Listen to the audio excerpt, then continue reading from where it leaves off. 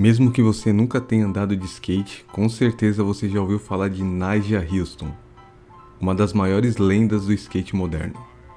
Ele é o maior vencedor do Street League, ele já ganhou praticamente todos os campeonatos que ele participou, X Games, Tampa Pro, já ganhou milhões em premiações e ainda conseguiu beliscar um bronze nas últimas Olimpíadas. E tudo isso só com 30 anos. Hoje vocês vão conhecer um pouco sobre a história do Nyjah. Nyjah Imani Huston nasceu em 7 de novembro de 1994 em Davis, na Califórnia. E por incrível que pareça, ele não nasceu num hospital. Ele nasceu em casa porque seus pais seguiam a cultura Rastafari. Seus pais acreditavam numa vida natural alternativa, como parto normal, alimentação vegana, educação domiciliar e um forte afastamento da vida tradicional da sociedade. I not know it now because I just look like a typical white lady from California. But for 15 years, I wore a head wrap. I did not own a pair of pants. I was raised vegan for the first 15 years of my life. Very strict vegan because my dad was very set on that. We homeschooled our children. All of our children, for example, were born at home. As a Rasta family, we made a conscious effort to kind of separate ourselves from society. And so I think skateboarding and the sports world was a way that we were able to do that. Seu pai, Ademi Huston, era um Rastafari rígido, dedicado à espiritualidade, à natureza e o autocontrole. Mas dentro dessa bolha havia uma saída, o skate. Ademi foi skatista quando jovem e para ele não era só um esporte, era uma filosofia de vida. Algo que casava muito bem com a sua visão alternativa do mundo. E foi ele quem apresentou o skate para quem viria a ser no futuro um dos maiores da história. My dad used to skate back in his teenage years and he loved it. So then I think when he had me and my brothers, he really wanted to kind of get us into skateboarding. O Nyjah começou a andar de skate mais ou menos com 5 anos de idade e entre os 6 e os 7 anos ele já estava ganhando todos os campeonatos que participava junto com o irmão Abi. Mesmo sendo muito novo, ele já sabia que era diferente da maioria. Vendo os resultados impressionantes do Nyjah, o Ademi então decidiu investir pesado na evolução do filho. Ele então criou uma rotina rígida de treinos diários para o Nyjah. Acordar cedo, treinar por horas, gravar vídeos e revisar seus erros. O skate acabou virando uma missão. Everyone's heard the stories about my dad being pretty gnarly around that time, especially for me being such a young kid. And he pushed me. He pushed me to skate gnarly stuff. He pushed me to try my first handrail ever. And then as soon as that happened, he was pushing me to skate bigger rails. And then by the time I was 9 years old, he was trying to get me to skate 13 rails, 15 rails. Campeonato após campeonato, o Nyjah vencendo e seu pai controlando cada vez mais sua vida. Aos 8 anos, ele ganha seu primeiro patrocínio, a Element, por causa de um campeonato onde ele fica em primeiro e o irmão em terceiro. Nesse mesmo período, ele começou a frequentar uma pista indoor que seu pai teve acesso e eventualmente o controle dela. Ele treinava todos os dias por horas, repetindo as manobras até atingir a perfeição. Foi nesse ciclo de treino obsessivo repetição que o Nyjah desenvolveu essa consistência absurda. Mas essa rigidez tinha um custo. Apesar dele estar evoluindo em tempo recorde, o Nyjah era apenas uma criança e vivia sob pressão constantemente. Seu pai não aceitava nada abaixo da excelência, cobrava vitórias, disciplina e foco total. Amigos, escola, diversão, nada disso fazia parte da vida do Nyjah. Com apenas 9 anos, o Nyjah foi destaque da Thrasher, a principal revista do skate. E ele foi conhecido como o moleque dos dreads. E um ano depois, aos 10, ele ganhou o Tampa M, que é o principal campeonato amador do mundo. Ele era um prodígio, mas estava sendo moldado quase que fabricado pelo seu pai. Aos 11 anos, sendo patrocinado pela Element e sendo convidado para os X Games, o Nyjah já tinha uma carreira de nível profissional e conseguia ajudar toda a sua família. Mas essa vida perfeita na Califórnia estava prestes a mudar. Em 2006, Nyjah e seu pai foram participar de um campeonato em Porto Rico. Pouco tempo depois, o Ademi decidiu mudar toda a família para uma fazenda lá.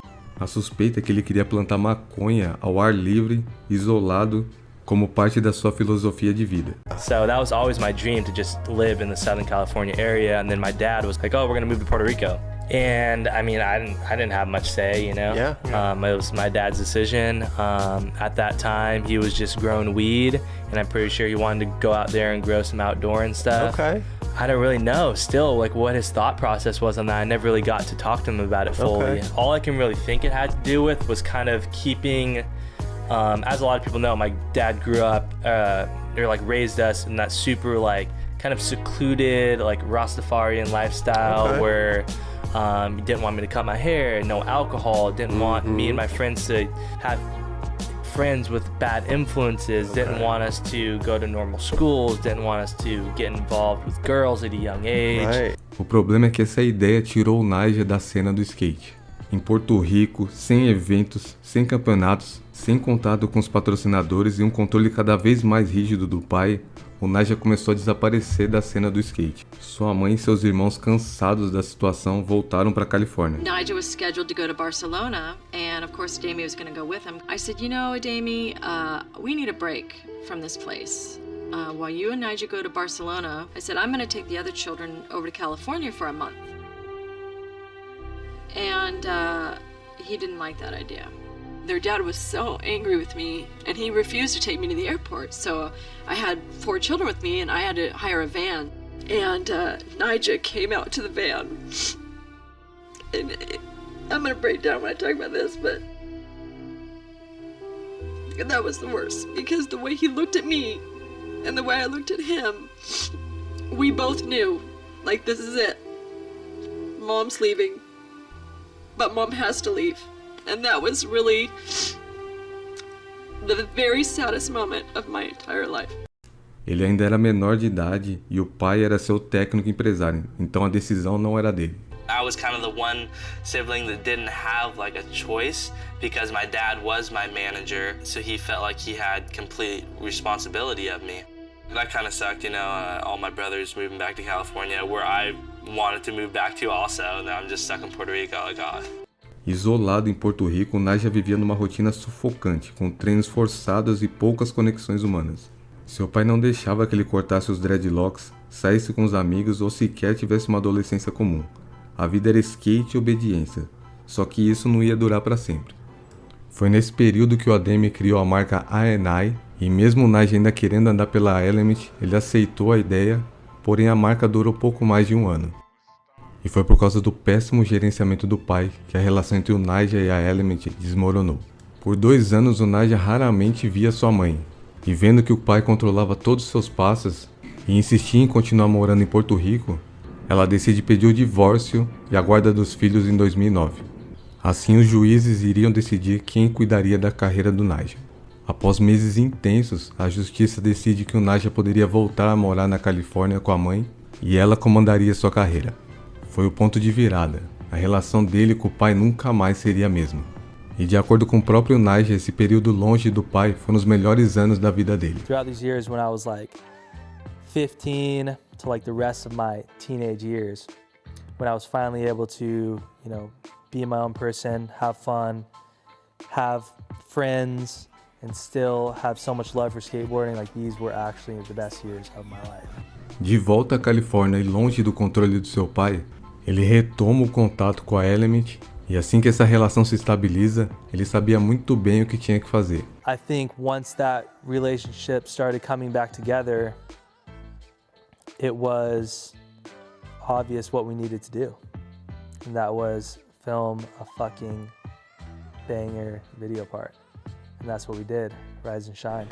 Rise and Shine foi lançado em 2011 e as filmagens foram feitas enquanto ele tinha entre 15 e 16 anos. Apesar da parte ser muito pesada, o que chama a atenção é que metade ele tá usando dread e na outra sem.